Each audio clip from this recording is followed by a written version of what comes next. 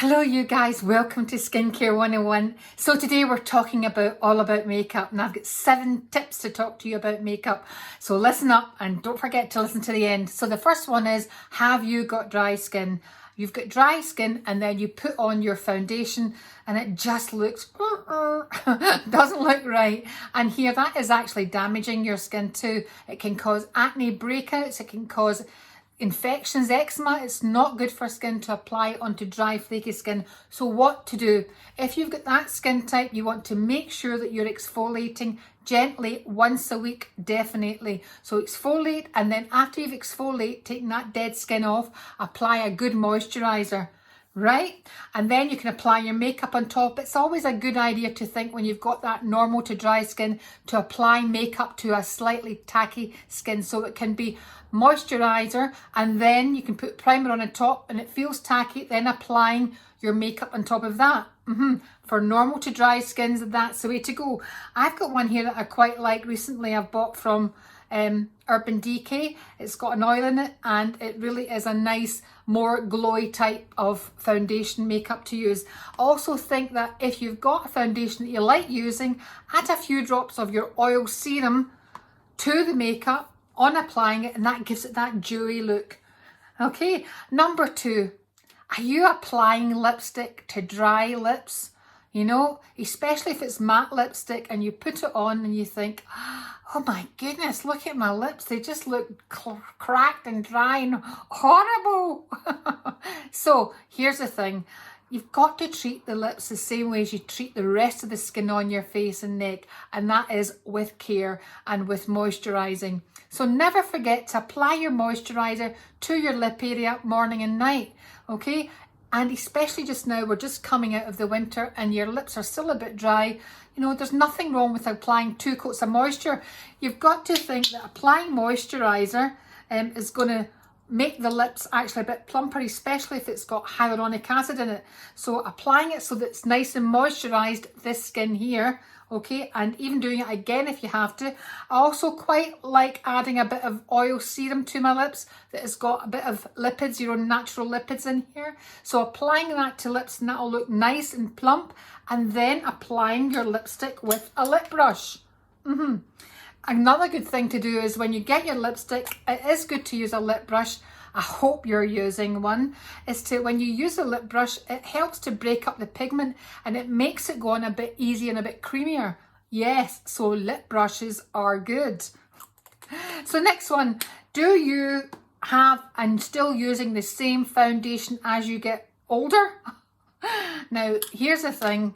We look at our skin and we think, we're still in our 20s and we're using the double wear or other things like that, double wear foundation, and you're thinking you can still get away with that look. No. No.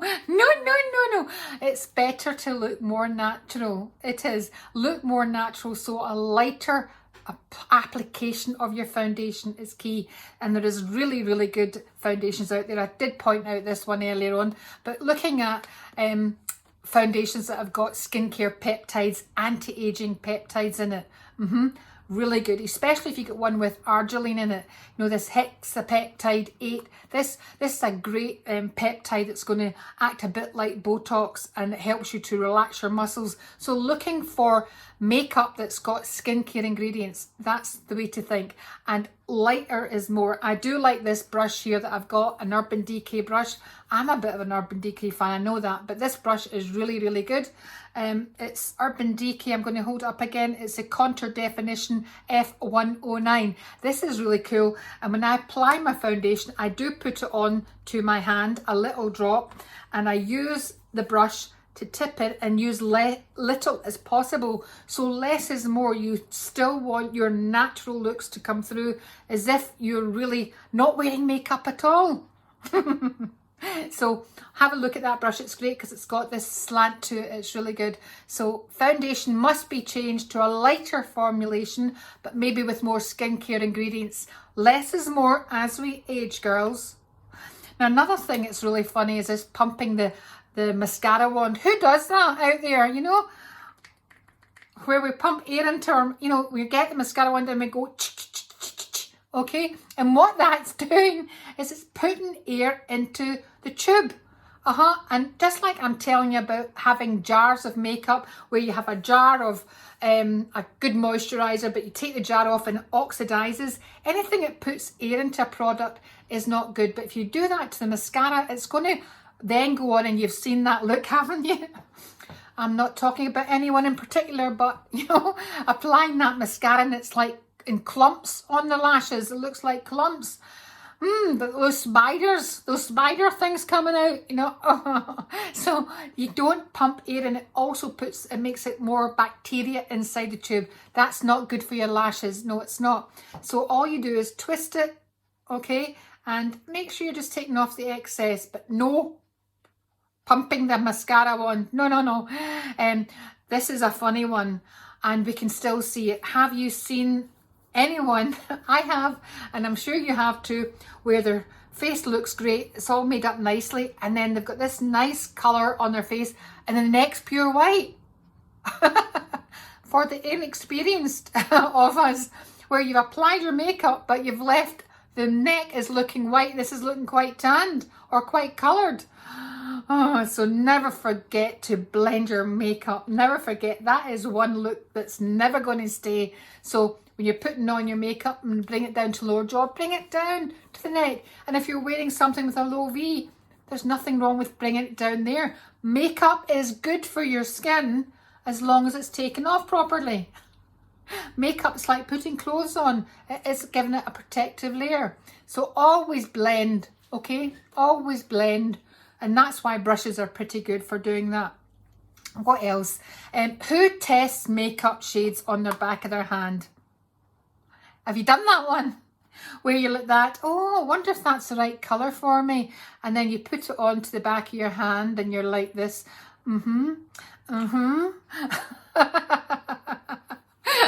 Well, here's the thing. First of all, the back of your hands is not the same colour as your face or the same texture. So that is silly doing that. So never, you know, even lipsticks, do not apply foundation onto the back of your hand and think, is that going to suit me? No, put it on to lower jawline here. Yeah. So you can have one bit here and another one, try another, and it will really tell you when you apply it straight onto clean skin, it will tell you which is the best colour for you. That's a good one, isn't it? Testing at the back of your hand. The same with lipsticks. We get a lipstick and we go, oh, I wonder if this lipstick's going to suit me.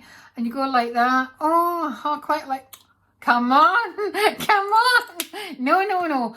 Get the cosmetic assistant at the store to give you a sample. Okay, and clean lips. Definitely clean your lips before you put any lipstick on, and then a little disposable brush and brush it on. And I still sometimes like to wander around before I make the decision. Yes, I do. I don't want to make the decision right there and then. I want to have a look and see what it looks like. You know, same with foundation. I don't like choosing a foundation like that. Take time. Getting back to the foundation, I have to say, this is the last one. Number 7, you've got to change your foundation as it changes the season. Okay, I've done it recently and I'm going to tell you about this because people, did you really, Joan? Yes, I did. Yes, I did. So we're coming out of this really cold winter we've had, right? And the light's very different in the winter time, and you definitely get away. And I quite like having a foundation that's close to my own skin colour. I do. In the winter time, that's what I look like. And I think that's good for all of us because it looks more natural. But as we get into springtime, the light outside has changed, right?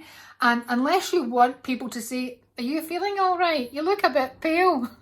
Change your foundation. You need to change your foundation. So I have gone definitely a shade darker. You know, it could be 1 or 2 tones darker than you normally wear in the winter, but change up your foundation. Ladies, change up your foundation. So I hope that was fun for you today and you get something out of that.